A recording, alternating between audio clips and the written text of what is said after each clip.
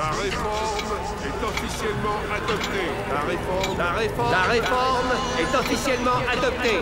La réforme est officiellement adoptée.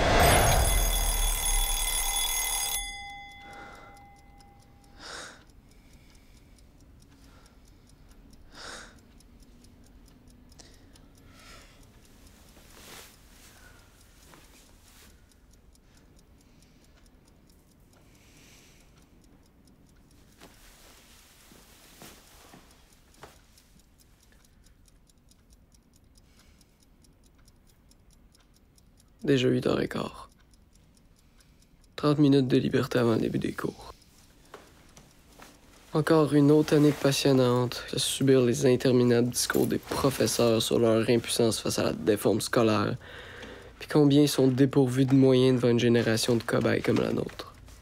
Heureusement, c'est la dernière. À cette heure, je suis un des vétérans de l'école. Il me reste maintenant plus rien qu'à espérer que ces 11 années-là auront pas rien qui servi à me bourrer le crâne. Hey, mon Frank, es-tu parti de radar rapide, finalement? Ça va, JC? Ouais, tu laisses spotter, hein?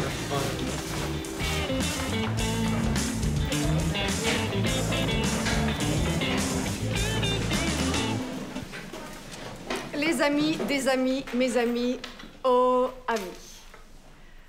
Bonjour à tous, j'espère que vous avez passé un bel été parce que c'est une grande année qui commence. Comme vous le savez, vous faites partie de la première vague d'étudiants déformés, ce qui est une nouveauté pour moi puisque c'est ma première année dans ce système d'enseignement. Je sais déjà plus où donner de la tête, c'est vraiment compliqué, mais je m'en fous. On aura toute l'année pour en reparler. En attendant, je vais prendre les présences.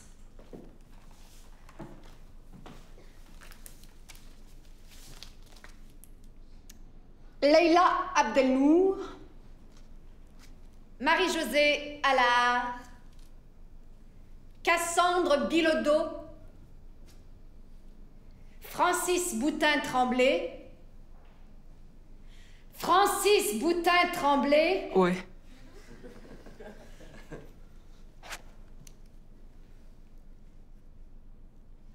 Charles Côté, Roxane Côté-Chénier, Hugo Davidson. Dès le début de notre déscolarisation, on a été utilisés puis testés, comme des cobayes.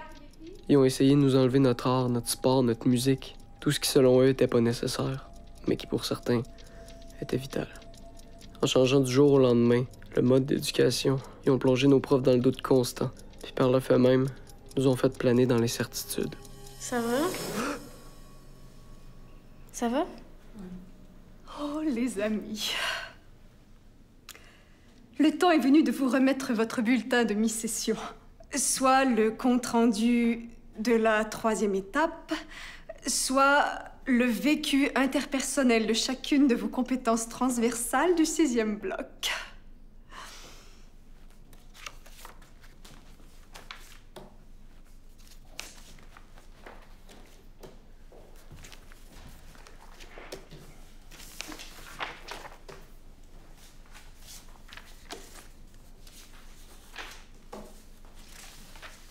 Madame?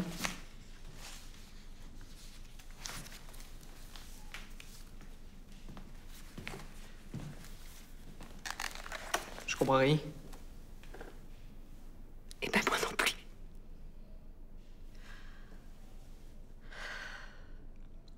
Écoute-moi bien, Francis. T'es passé très proche de couler. Si j'étais toi, j'aurais peur de pas être acceptée au cégep. Avec la réforme, on a des barèmes à respecter. Et ce qui explique que j'ai pas pu te donner ta note réelle. Tu devrais être content, j'ai été clémente avec toi. Le ministère t'aurait administré un petit 58. Mais moi, j'ai usé de ma générosité sans borne en te donnant un gros 60. Comme ça, tu vas pouvoir réussir, même si tu sais rien faire.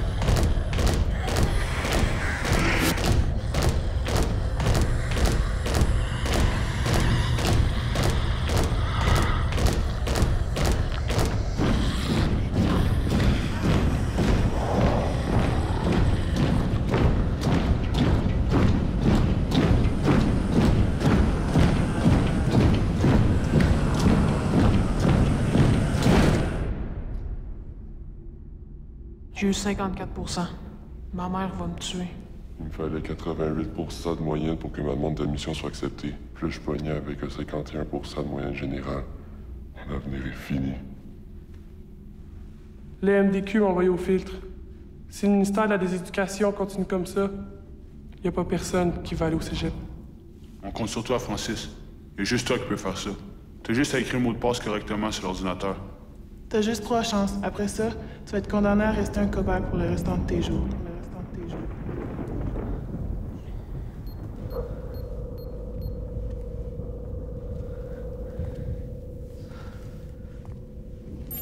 Veuillez écrire le mot ambiguïté.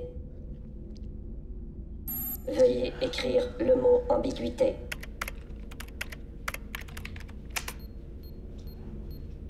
Votre mot de passe est erroné. Veuillez écrire le mot ambiguïté.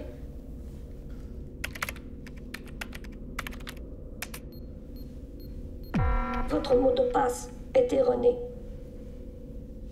Francis, Francis, Francis, Francis, Francis, Francis, Francis, Francis, Francis, Francis, Francis.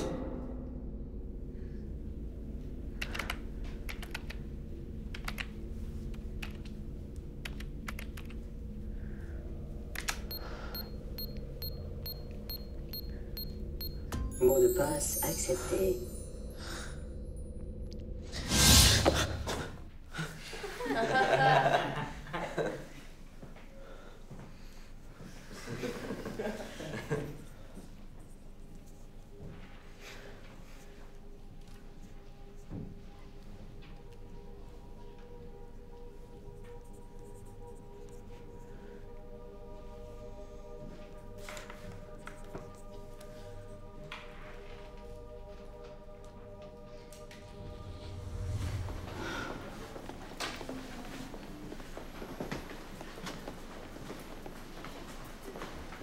Cassandre?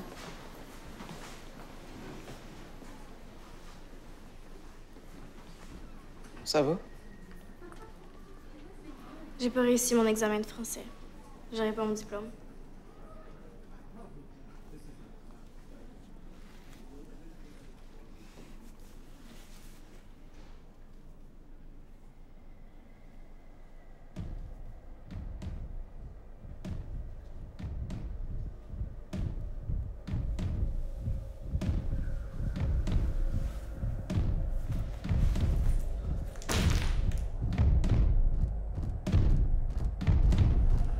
Viens. Malgré la réputation qui va toujours nous coller à la peau, puis même si ça nous semblait normal de passer pour des idiots, ça n'a pas empêché les plus forts de réussir. Mais les nombreux qui flottaient habituellement entre une bonne et une mauvaise note sont plutôt entrés dans la catégorie ridiculement pleine de ceux qui n'auront pas la fierté d'obtenir leur diplôme d'études secondaires. Ceux-là vont rester confinés aux oubliettes sans jamais accéder aux études supérieures. Le ministère de la Déséducation du Québec va les ignorer en refusant d'admettre qu'il a commis l'erreur du siècle en adoptant la défense scolaire.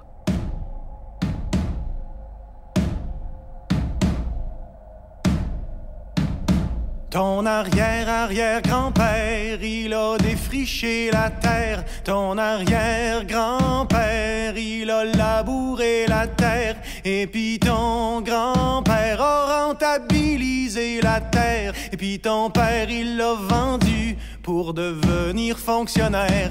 Et puis toi, mon petit gars, tu sais plus ce que tu vas faire dans ton petit 3,5, ben trop cher, fret en hiver. Il te vient des envies de devenir propriétaire et tu rêves la nuit d'avoir ton petit lopin de terre.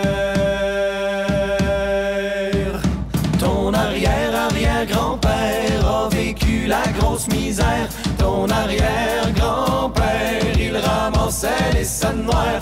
Et puis ton grand-père, miracle, est devenu millionnaire. Ton père en a hérité, il l'a tout mis dans ses REER. Et puis toi, petite jeunesse, tu dois ton cul au mini.